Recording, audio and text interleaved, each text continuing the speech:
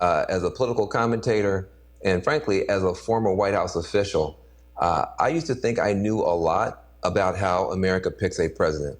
I was wrong. I did not know. And this year I've been doing some research into some of the fine print and all the different things in our Constitution that we never talk about. And I've discovered some legal loopholes that shocked me, I guarantee will shock you, and could determine the way that the presidential election in 2020 turns out.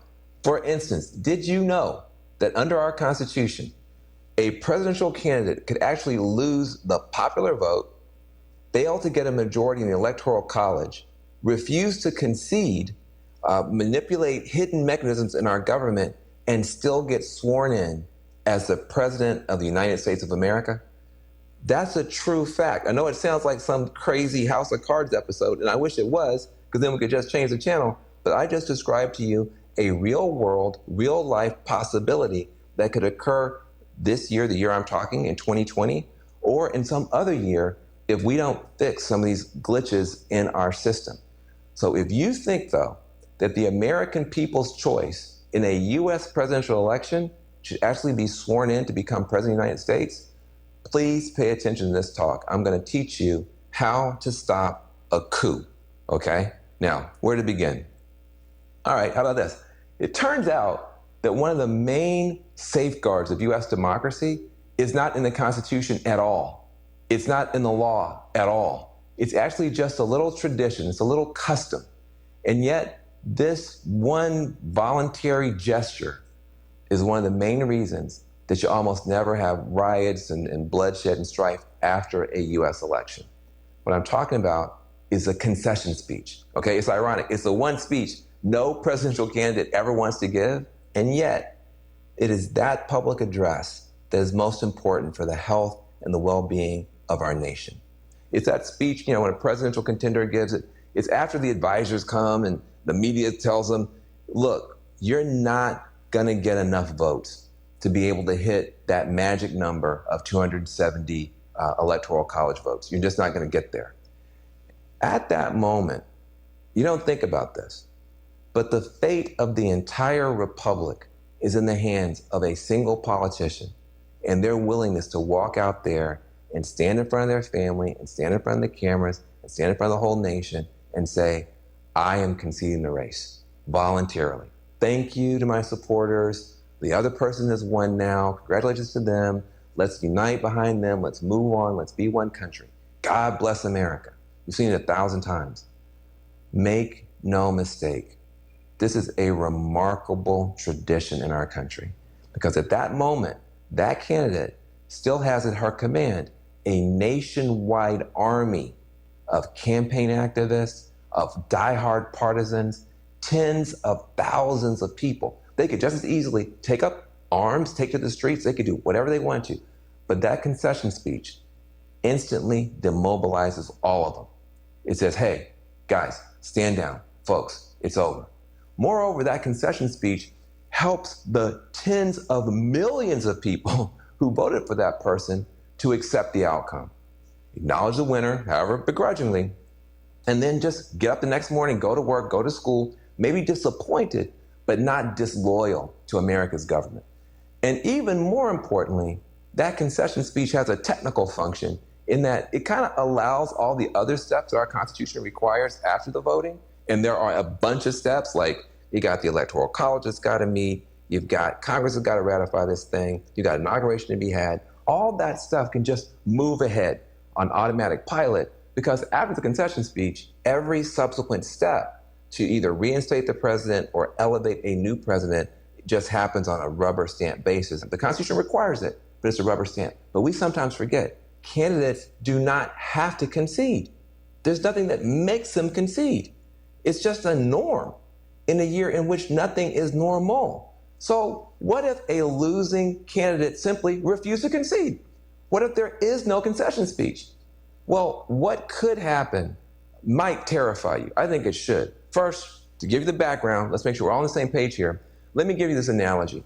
Think about a presidential election as a baseball game. At the end of the ninth inning, whoever is ahead wins, whoever's behind loses. That's baseball. But could you imagine a different world in which in baseball, there were actually 13 innings or 14 innings, not just 9. But we just had a weird tradition. If you're behind in the 9th inning, you just come out and concede, all right? So all those other innings don't matter. That's really how the presidential elections work in America, because the Constitution actually spells out 2 different sets of innings. You got the popular election process that everybody pays attention to, and then you've got the elite selection process that everybody essentially ignores. But in a close election, if nobody concedes, the second invisible process, these extra innings, if you will, they actually matter a whole lot. Let me explain. That first set of innings, popular election, it's what you think about when you think about the presidential election. It's the primaries, the caucuses, the debates, the conventions, it's election night, it's all that stuff. Most of the time, the loser on election night at that point just concedes. Why? The American people have spoken, all that. But according to the Constitution, the game is technically not over.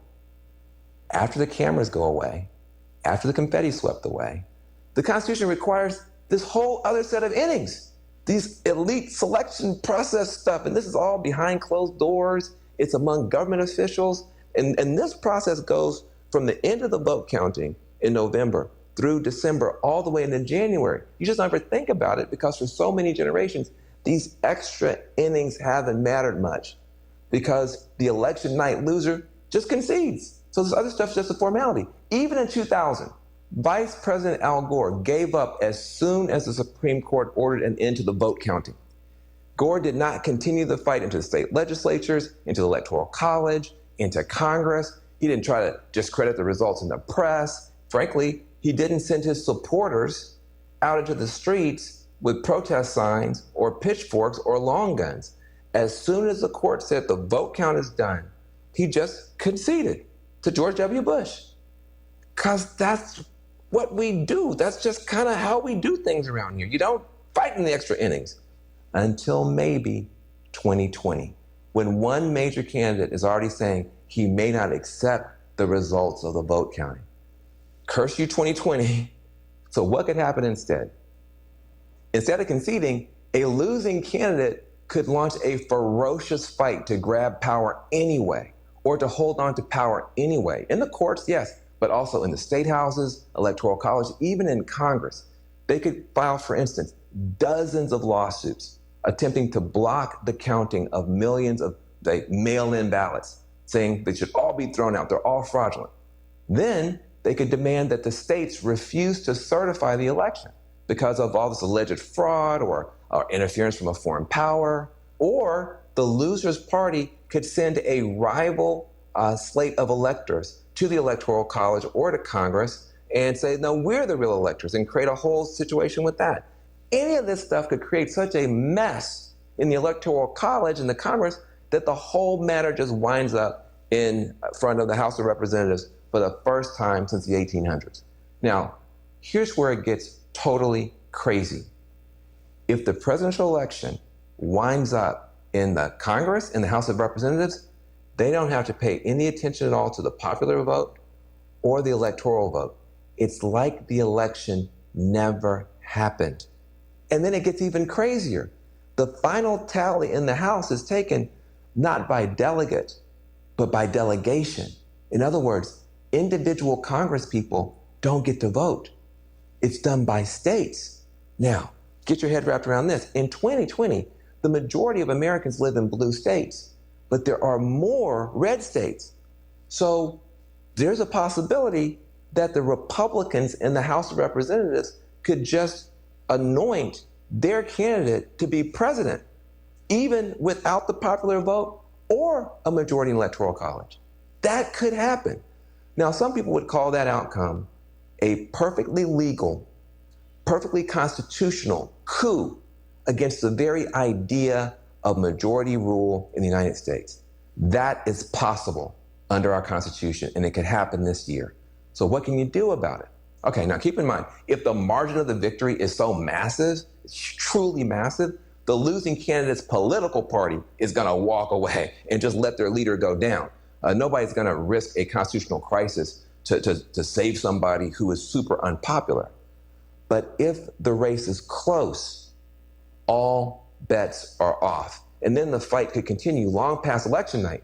You could be, trying to impact this whole other process you never heard of before. You're gonna have to be, lobbying, protesting, speaking out, contacting lawmakers, a whole other process you've never done before. So landing in this completely unfamiliar scenario, what can you do? How are we supposed to act? What are we supposed to do in this situation? There's basically three things that matter. Number one, get informed. A number of progressive organizations are already working hard to warn Americans about this growing threat to our democracy. Some organizations you could look into and research for yourself: choosedemocracy.us, electiontaskforce.org, protectdemocracy.org, mobilize.us, allamericans.org, civicalliance.com, and the Fight Back table at demos.org. All these groups are working on this. Now, on the right, if that's your cup of tea, you could also check out the Heritage Foundation or the Government Accountability Institute. They're focused on voter fraud. But you got to get informed, no matter what side you're on. Also, number two, you got to get loud. You got to get loud. A situation like this, these days, everybody is a media channel. You are the media. So use your own voice. And when you do, my advice, speak to universal American values, not the partisan stuff, okay? Speak to the American values that every American should be down with, no matter what party they're in. The idea that every voter counts and that every vote should be counted, that's an American value, period. The notion that the majority should rule in America, that's an American value. The idea that an incumbent president should concede honorably and graciously and ensure a peaceful transfer of power rather than trying to use every trick in the book to hang on to power, that's an American value too. If you stick with those values, you're going to be heard by a lot more people and help bring the country together. And lastly, sorry folks, voting's not enough. You're going to have to get active. You're going to have to get involved. You could join and support with your money some existing organizations, powerful groups like the Leadership Conference on Civil Rights, the ACLU, NAACP, Legal Defense Fund, Indivisible, colorchange.org. These groups are going to be fighting in the courts, fighting in Congress to try to make sure that we have a fair outcome. Those groups could use your help and your donations. But if it gets to the point where you feel that you have to take it to the streets, that you're going to have to go outside and demonstrate and march and protest, please do it peacefully. This is not just philosophy or morality. A lot of studies have shown that it's the peaceful protests that are more successful at challenging these would-be dictators and reversing coup attempts. It's the peaceful ones. Why? Because when the protests turn violent, all that chaos and carnage, it actually chases away supporters. So rather than the demonstrations getting bigger and the protests getting bigger, they start to shrink. Then the government looks reasonable when it cracks down. So it's actually a lot better to follow the guidance of the late, great Gene Sharp. Now, he has written beautifully and well about how strategically you can roll back a coup just using very smart, very disciplined, very nonviolent protests. And a lot of his best ideas and people who've been influenced by that are available in something called a new guidebook called Hold the Line. You can look it up. It's called Hold the Line, the Guide to Defending Democracy. You can get that at holdthelineguide.com. And that can give you a real good framework to move forward in a smart, peaceful way if you feel that you've got to take it to the streets. Now look, I know all this stuff is overwhelming, and I got to admit, some of these steps may not be enough. A truly rogue president could call on, private armed militia to try to intimidate lawmakers into keeping him or her in power. Or they could just abuse their emergency powers and try to stay in office indefinitely. So, we've got some real problems with our system. The best way to stop a coup is to update and strengthen our democratic system as soon as this election is over. Maybe we need to rethink, reimagine, or just get rid of this whole electoral college, extra innings thing in the first place. I know for sure we've got to do a better job of protecting voter rights, of prosecuting voter intimidation, and also making sure we got the technology that nobody needs to be afraid of voter fraud. These are the steps that we're going to have to take to make sure that we have a democracy and the democracy endures. Because never forget this. In the long sweep of human history, a democratic republic is the rarest form of government on earth. Democracies are fragile. Democracies can fail.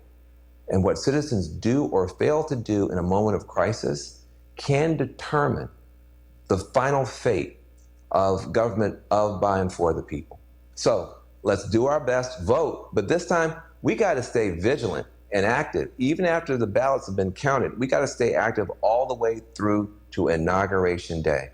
But I want to say to you, I will support the winner of a free and fair election, no matter which candidate wins.